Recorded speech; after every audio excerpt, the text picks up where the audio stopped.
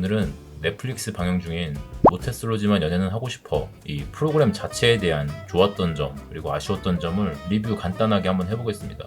아직 이 모태솔로 컨텐츠가 끝나지는 않았는데 그럼에도 제가 생각하는 프로그램 자체에 재밌었던 그리고 좀 이상하다고 생각하는 거 이렇게 두 가지를 중점적으로 좀 넋두리 하듯이 풀어보겠습니다. 당연히 그 프로그램이 내용적인 이야기를 하기 때문에 약간의 스포일러가 포함되어 있으니까 신경 쓰이시는 분들은 모태솔로지만 연애는 하고 싶어 이걸 그래도 한 3화까지는 보고 오시는 거를 추천드리겠습니다. 자, 첫 번째로 이 프로그램의 아쉬운 점, 제가 뭐라고 아쉬운 점 좀 한번 얘기를 해보겠습니다. 이미 이제 여러 리뷰하시는 분들이 제일 많이 얘기를 하시는 게 이 매기의 존재 이유를 잘 모르겠다, 이게 있습니다. 이 맥이란 거는 사실 판을 뒤엎기 위해 나오는 존재잖아요. 이 연애 프로그램에서 판을 흔들었는데 판 있어 지금? 네, 너무 여기 지수씨 말대로 아직 판이 짜여지지도 않았는데 그런 상태에서 좀 억지로 투입되는 느낌이 있어요.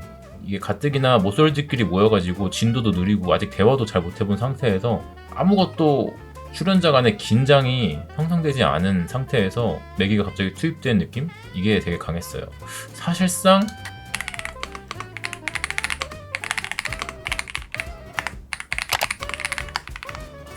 이 매기가 그냥 지각한 출연자들이 된 거 아닌가 이런 생각이 들거든요. 사실상 역할이 없거든요.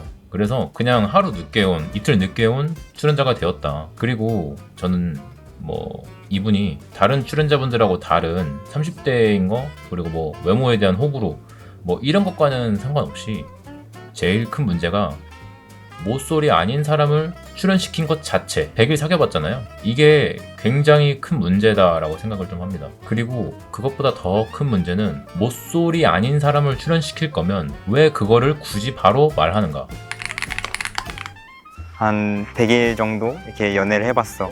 이 모쏠이 아닌 사람을 출연시킬 거면은 그걸 왜 굳이 바로 말하는 걸까, 이런 의문이 듭니다. 그러니까 제가 이제 축구 관중식으로 순수를 더 보자면 이 프로그램에서 모쏠이 아닌 사람을 출연을 시킬 거면 그걸 여기 나오는 모든 사람들한테 숨겨야 돼요. 시청자 아니면 출연자, 패널들, 이 모든 사람들한테.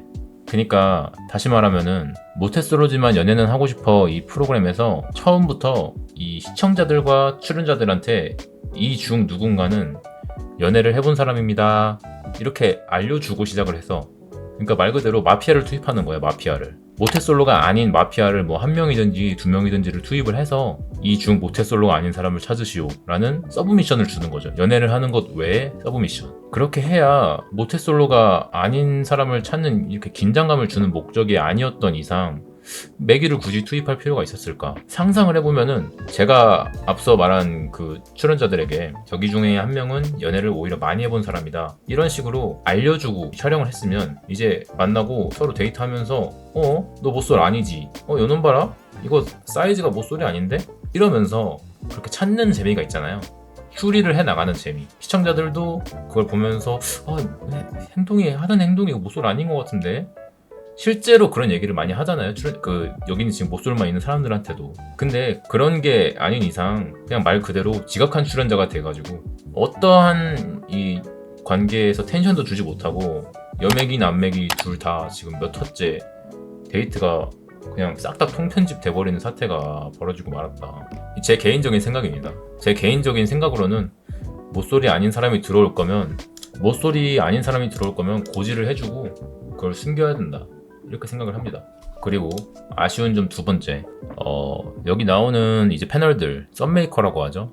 썸메이커 패널들과 출연진 간의 유대감이 제가 보기에는 그렇게 강하지가 않다. 저는 원래 이렇게 패널들 놓고 그냥 방송 보면서 떠드는 이런 프로그램을 되게 좋아는 하는데 그런 방송들은 사실 패널들의 존재 의의가 그렇게 막 크진 않잖아요. 근데 이번에는 출연진들이, 그러니까 나오는 여기 패널들이 여기 나오는 출연진들을 코칭을 해준다 라고 해가지고 굉장히 기획이 굉장히 좋다. 그림이 되게 좋잖아요. 이렇게 출연진들하고 패널들 사이에 실제 유대감이 형성이 되면서 응원도 하고 그러면 좋은데 그 기획의 맛이 좀 살려지지가 못했다. 이게 10화다 보니까 짧아요. 이게 1화 안에 코칭받고 등장해서 서로 만나는 장면까지 다 때려박으려고 하다 보니까 굉장히 앞에가 짧아졌고 20분 내로 이제 앞에 이 사람들이 이 여기 나온 청춘 남녀 여러 명이 이렇게 뭐 코칭 돼갖고 대충 나왔습니다. 이런 느낌이어가지고 좀 너무 짧다.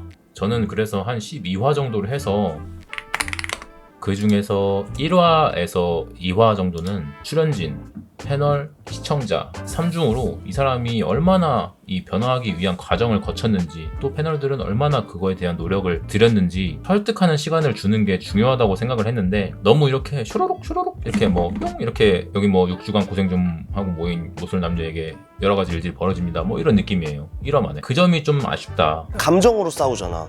본인은 그냥 갈겨버려. 갈겨버려요? 아쉬운 점은 뭐 이렇게 좀 짧게 두 가지였고요. 뭐 아쉬운 점이 짧은 이유는 저는 이 드라마는 아니죠. 이 프로그램을 굉장히 좀 좋게 보고 있기 때문에 아쉬운 점은 그렇게 많지 않고 제일 먼저 이야기를 해보고 싶은 게 촬영 감독님들의 미감. 이게 죽여줍니다. 그냥 구도를 엄청 잘 잡아요. 제가 이제 나눈 솔로를 되게 자주 보는데 똑같은 남녀가 이 둘이 앉아있는 장면이 있다고 했을 때 같이 데이트를 나가도 이렇게 조금만 삐끗해버리면은 바로 이 나눈 솔로가 되는 거거든요. 촬영이 이게 혼신의 힘을 다해서 찍었고 또 거대 자본이 들어갔다 보니까 데이트마다 이 촬영 미감이 진짜 미쳤다. 이 소리가 절로 나오더라고요. 같은 데이트 장면인데 이거 보시면은 그냥 다르죠? 색 보정이나 이런 것부터 해서 장면이 예쁘면은 저절로 집중하게 되는 효과가 있어가지고 상당히 어떻게 보면 모쏠들의 이 드라마에 내가 더 몰입을 하게 되지 않았나 이런 생각을 합니다. 예쁜 풍경 여기 더 몇 개 보여드릴게요. 진짜 너무 멋있죠? 자, 둘째로 이 연출의 세세함이 진짜 좋습니다.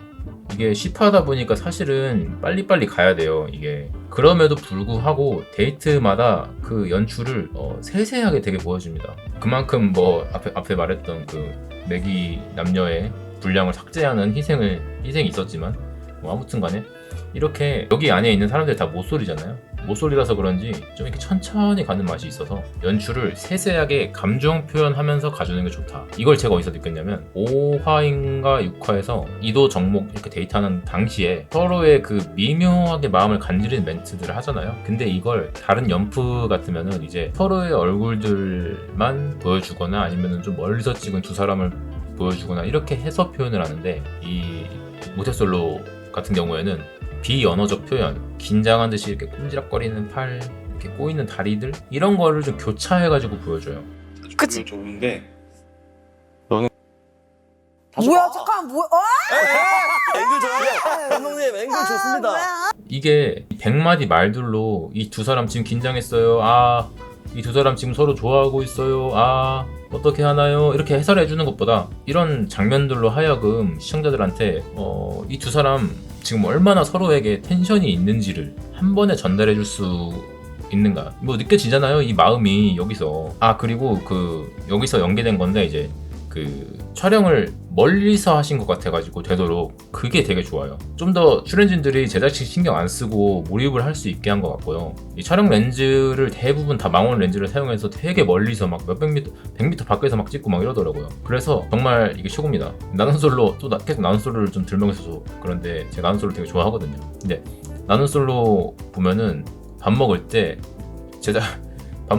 그 카메라가 바로 옆에서 찍는 수준이에요. 이게 보신 분들은 아시겠지만 그래서 이게 사실은 그렇게까지 집중이 좀 몰입이 깨지잖아요. 근데 그 출연진들의 몰입을 방해하지 않고 싶어서 최대한 멀리서 찍은 느낌이 되게 좋았습니다. 그리고 좋았던 점 하나 더 가겠습니다. 모태솔로라 함은 누구나가 다 경험을 하는 거잖아요. 단지 그 모태솔로로 지내온 순간이 뭐 짧았던 길었던 간에 모든 사람이 어쨌든 간 인생을 살면서 한 번은 보편적으로 경험을 하는 거고 거기에서 오는 이 공감이 이 프로그램을 이끌어준다. 기획이 정말 좋습니다. 왜 솔로지옥 같은 거 보면 잘생기고 핫하고 예쁘고 뭐 이런 남녀가 연애하는 건 이제 뭐 사실 허구의 그 재밌는 드라마 보는 기분으로 보잖아요. 상대적으로 이입이 좀 힘들게 되겠죠. 뭐 왜 여기 나올 정도로 뭐 이쁘고 잘생긴 사람이 얼마나 있겠습니까? 이게 곧 출연진이 곧 내가 된 기분을 시청자가 느끼기가 좀 힘든 구조인데 모태솔로지만 연애는 하고 싶어. 모태솔로라고 줄여서 말할게요. 이 모태솔로는 누구나가 다 인생의 첫 지점부터 어느 순간까지는 모태솔로였기 때문에 출연진들에게 감정이입을 하게 되고 또 쓴소리도 많이 못해요. 실제로 저도 이거 보면서 재윤이랑 현규가 마치 저 같아가지고 하는 행동들이 뭐라고 말을 못하겠더라고요. 얘네가 뭐 실수를 해도 하면서 이게 바로 거울 치료 되는 기분이라 몰입을 많이 하게 되는 것 같습니다. 실제로 리뷰하시는 분들 컨텐츠를 제가 많이 봤는데 모태솔로 보면서 아 맞아 저랬지, 아 맞아 나도 저 땐 저랬던 것 같아, 뭐 나도 운전 처음 했을 때 상호처럼 못해가지고 이렇게 상우 씨 반응 좀 해. 쪽 맞죠? 네. 헷갈린다. 옆에 있는 사람 뭐라고 하더니 안 들리고 그랬지 뭐 이러면서 되게 얘기를 하게 되잖아요. 그런 것처럼 시청자들의 몰입을 되게 잘 이끌어낼 수 있는 구조다 이렇게 생각을 했습니다. 긴장됐습니다. 오늘은 뭐 짧게 이렇게 저렇게 뭐 모태솔로지만 연애는 하고 싶어 6화까지 보면서 재밌었던 점하고 아쉬웠던 점을 몇 가지 좀 주절주절 이렇게 얘기를 해봤는데 어떻게 좀 공감이 되셨는지는 모르겠습니다. 리뷰가 그래도 좀 괜찮았다면 좋아요 한번 눌러주시고요. 아쉬웠던 점이나 뭐 다른 생각이 있으시다면 댓글에 한번 남겨주시면 제가 좀 천천히 한번 읽어보겠습니다. 그럼 신기방의 메모장이었습니다.